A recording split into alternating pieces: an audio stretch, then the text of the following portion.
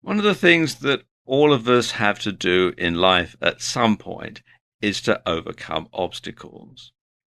And it's how you approach the situations and how you devise strategies and tactics to overcome those obstacles and achieve success that separates people who are really successful from the also-rans in the rest of the community.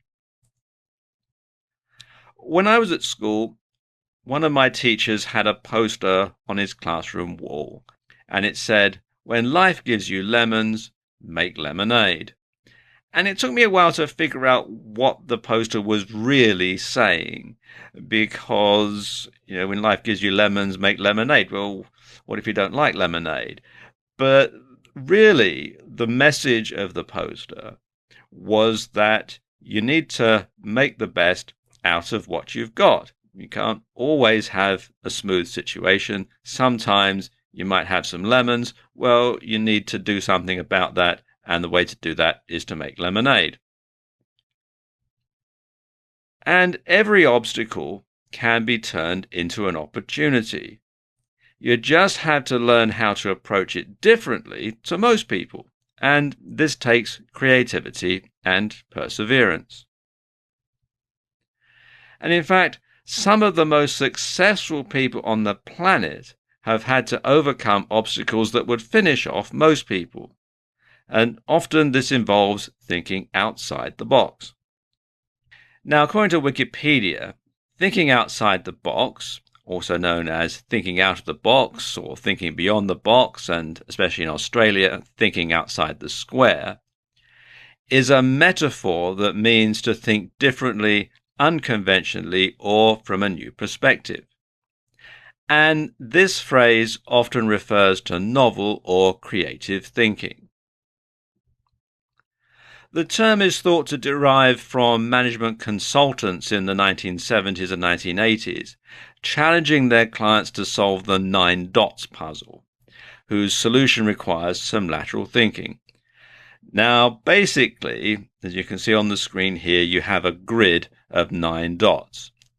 And the goal of the puzzle is to link all 9 dots using 4 straight lines or fewer, without lifting the pen and without tracing the same line more than once. So, how would you solve this puzzle? Pause the video now and give it a go.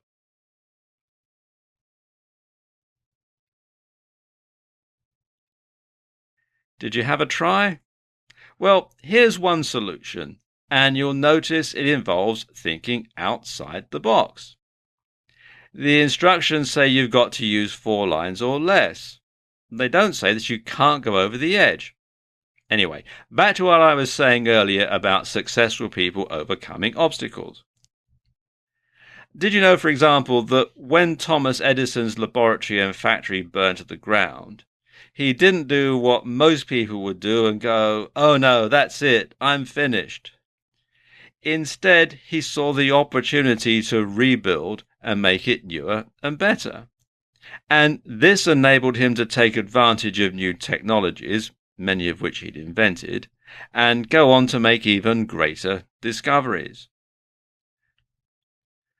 Bill Gates' first business went bust, so raising finance for his next venture must have been a real obstacle. You go to the bank manager and ask for a loan, and they want to know what your experience is in business, and you say, "Well, my first company went bankrupt with massive debts," and the bank manager will say, "Thank you very much," and show you out the door. So obviously it took a lot of ingenuity for him to actually find the money to start his new venture to overcome that obstacle. And of course, the new venture was Microsoft, and it went on to make him a multi-billionaire. But for a lot of people, the fact that they've had one business and it's gone under, that is going to make them, a credit risk as far as conventional finance is concerned, and they won't be able to overcome that obstacle if they follow the conventional route. Oprah Winfrey got fired from her first job as a local TV station because the producer thought she was unfit for television, which is hardly a glowing reference, so she had another big obstacle to overcome when she tried to get another job at another TV station. And if you've ever been fired from a job, you'll know that it is actually very difficult to find another one in the same line of work when you can't get a reference and your previous boss thinks you weren't any good.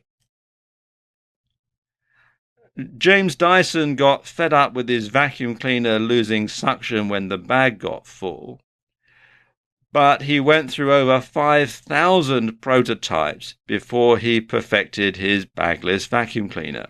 Now, I could go on, but I think you get the picture. Now, sometimes brainstorming is the best way to come up with ideas and overcome obstacles. In a brainstorming session, a group of people get together and try to come up with as many ideas as possible. Everything, no matter how silly it might seem, gets written down. And actually, sometimes coming up with a silly idea that you know isn't going to be taken any further can spur other people in the room to come up with actually a really good idea because your silly idea gets them thinking. Now, all these ideas get whittled down to a few good ideas or solutions that are researched further, and the best idea is acted on or put into practice. And the best thing to do in a brainstorming session?